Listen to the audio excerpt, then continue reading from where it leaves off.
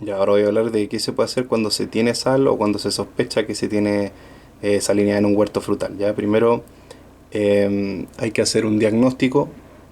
El método más fácil es la prueba del limón o HCl, ácido clorhídrico, es lo mismo, funcionan de la misma forma. Si es que hay una efervescencia, significa que está reaccionando con carbonatos o bicarbonatos.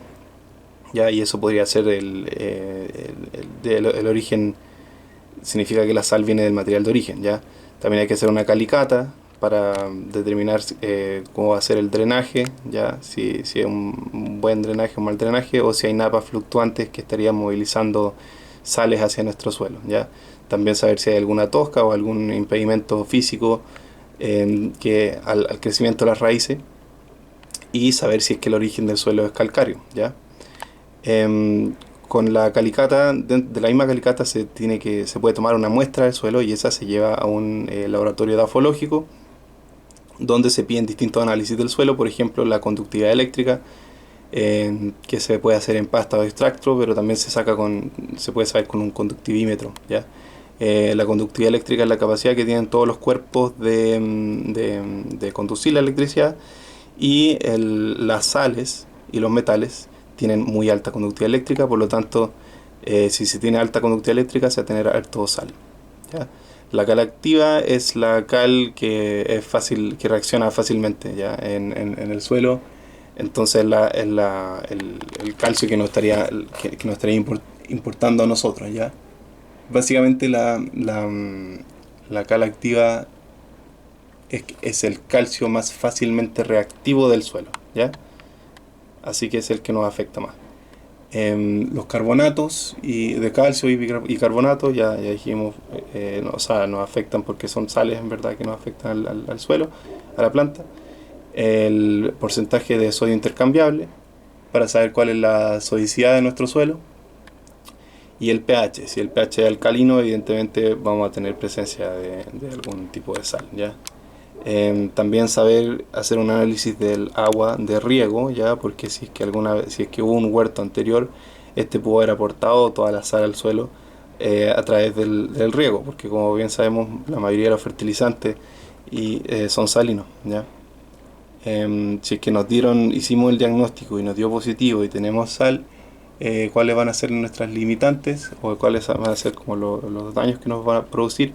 En primer lugar, va a haber menor agua disponible, ya, porque mayor salinidad implica que hay más sales en solución, y eso significa que va a haber una mayor presión osmótica, y eso significa que la planta va a requerir una mayor succión para absorber el agua del suelo. ¿Ya? Por otra parte, van a haber una menor absorción de nutrientes porque va a bajar la permeabilidad de las células de las raíces para impedir que salga el agua desde la planta hacia el suelo. ¿Ya? Pero eso también evita que entre los nutrientes hacia la planta. Por otra parte, va a reducirse la actividad de las raíces y el crecimiento de las raíces, y por lo tanto va a haber una menor superficie explorada y menos nutrientes que se puedan absorber. ¿Ya? ¿Qué más? También va a haber un desbalance iónico, porque la planta va a absorber iones que son tóxicos cuando se absorben en exceso, cuando están en concentración excesiva, y va a haber un mayor gasto de la planta para, para poder mantener la homeostasis, ¿ya? Y mantener los procesos metabólicos. Eh, ¿Qué más? También va a reducirse el rendimiento fotosintético porque un exceso de sales o cloruro en el suelo provoca necrosis en la hoja. ¿Ya? Primero se ven las puntas, después los márgenes y después ya la hoja entera. Entonces la necrosis va disminuyendo el área foliar y por lo tanto la tasa fotosintética. ¿Ya? Esto es muy limitante en paltos. Los paltos son muy sensibles a las sales carbonatos, a los carbonatos de calcio. ¿Ya? Finalmente puede haber una clorosis férrica. Ya la clorosis férrica se da en presencia de sal, se da porque los carbonatos de calcio y los bicarbonatos que provienen del material de origen interfieren en la absorción del hierro, porque los carbonatos se solubilizan y van fijando el hierro. ¿Ya? Por lo tanto la planta no lo va a absorber, y aun si lo absorbe va a precipitar dentro. ¿Ya? Los carbonatos se disuelven y entran con facilidad, entonces pueden causar eso, hacer que entre y se precipite dentro. Bueno, ¿para qué nos puede servir conocer el origen de la salinificación? Eh, Porque nos permite determinar cuáles van a ser nuestros manejos, ¿ya? Por ejemplo, si el material de origen es el origen de la salinización, se pueden hacer un lavado periódico. Y si el agua del riego es el origen, hay que hacer un lavado del suelo, pero seguir regando, ¿ya?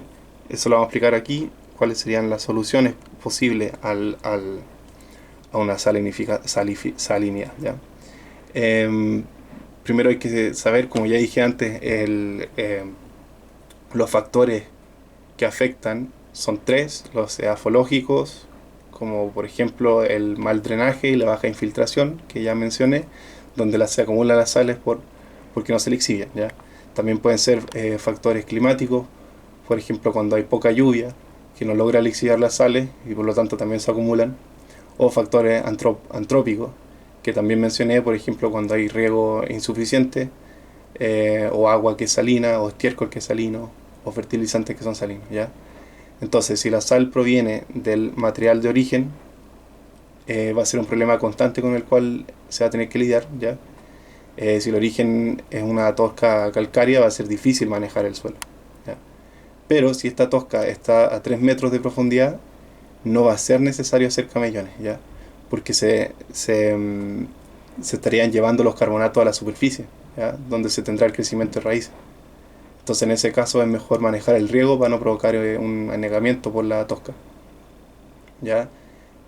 Si el origen es un suelo calcáreo, se pueden hacer lavados de sales con una fracción de lavado en forma periódica, eh, y con esto se busca llevar las sales fuera del bulbo húmedo, donde está la zona de las raíces, ¿ya? Pero al ser el material parental de origen calcáreo, se va a tener que lidiar siempre con las sales, ¿ya?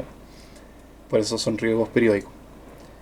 Eh, si el origen es el agua de riego, se tienen que lavar las sales del suelo de alguna posible plantación anterior que no ha sido lavada, ¿ya? Y quedarse solo con las sales del agua. Y igual también se tiene que mejorar las condiciones de la planta, pues, para que pueda convivir con estas sales, ¿ya? De todas maneras, también se tienen que realizar lavados constantes. Em, ya, entonces, ¿qué más se puede hacer? Cuando se tiene carbonato, uno puede utilizar azufre, ¿ya? Porque así con el azufre reacciona con el carbonato y forma unos sulfatos de calcio, y estos se pueden lavar, ¿ya? Porque el carbonato no se puede lavar. El sodio sí se puede lavar, ¿ya? El sodio se lava fácilmente, ¿ya? Entonces, si se tiene algún salino sódico, se pueden utilizar enmiendas de sulfato de yeso o azufre que ayudan a desplazar también al ion sodio, ¿ya? Em, Todos estos lavados de raíces periódicos siempre se tienen que hacer siempre que haya agua disponible, ¿ya? Si no se tiene suficiente agua, lo mejor que se puede hacer es no plantar en un suelo salino. Y eso serían algunas recomendaciones.